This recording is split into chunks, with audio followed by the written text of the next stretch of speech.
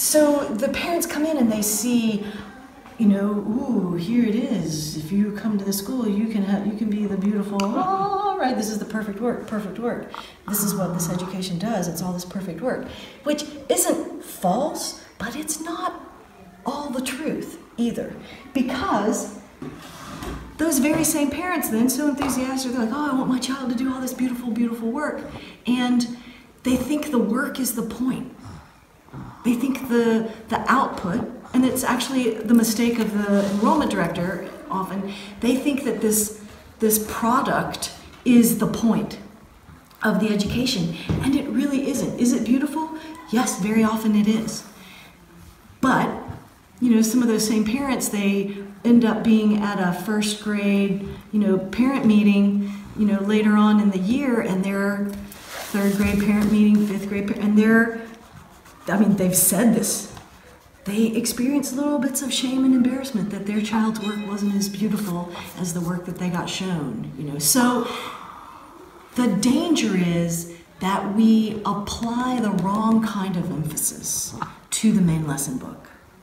And we hold it up as a false god in a way, you know, of this is who my child, this is the quality of my child, you know, this is who they are. And that would be a really unfortunate thing to do. So think about what you want the point of the main lesson book to be. Simply, it, again, depending on the age level and the subject that you're teaching, the main lesson book can serve as a visual reminder to the child of the work that they did in that block, right?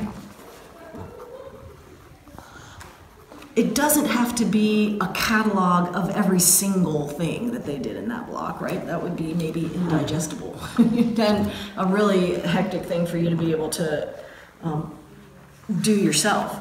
But this is a fourth grade zoology, human and animal block.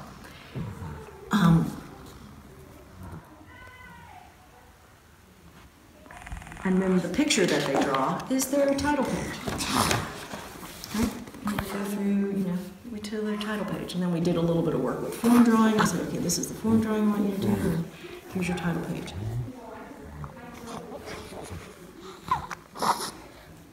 So then on day 2,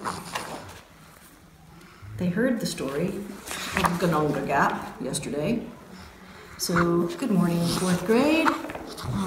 Who can remember something about yesterday's story? So we review the story at the very first part of the lesson. We're reviewing that story, they get it written really well, and I will have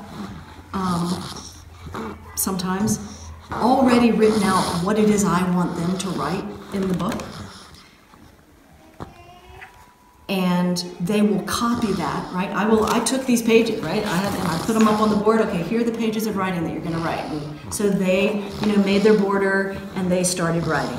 And I said, well, when you're done with that writing, then here's the drawing that we're going to do, right? So I put this drawing up. So the second day of the block, they were writing and drawing.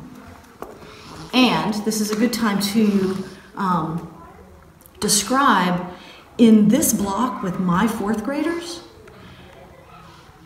I knew that I didn't want to always just be giving them the writing that they were passively, you know, I didn't want to have done the writing for them all the time. Because I knew, we'd already done parts of speech, I knew I wanted them to learn how to summarize. So we're going through, what is the process for summarizing? Who, what, when, where, why, and how? What in the story? Who are the people that you're going to talk about in your summary? What are the events that you're going to talk about in the summary? Because there's a danger in I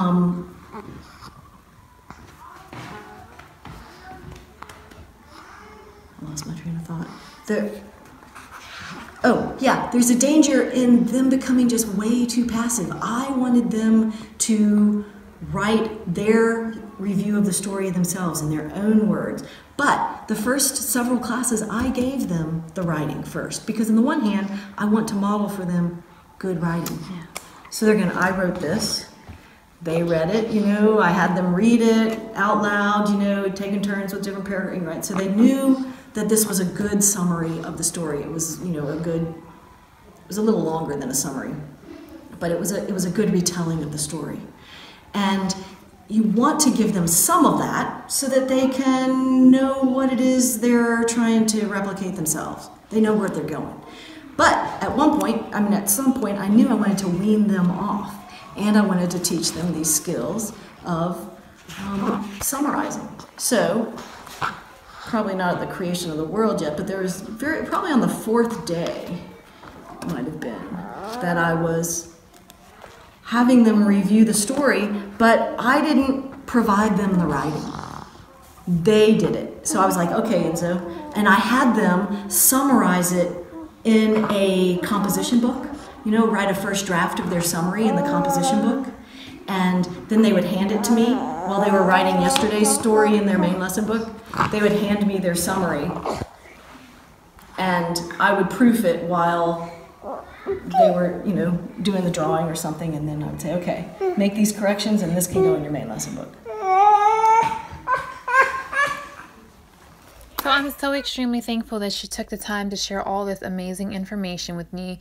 To see the other 3 days at this conference, be sure to go back on my playlist and you'll be able to access those.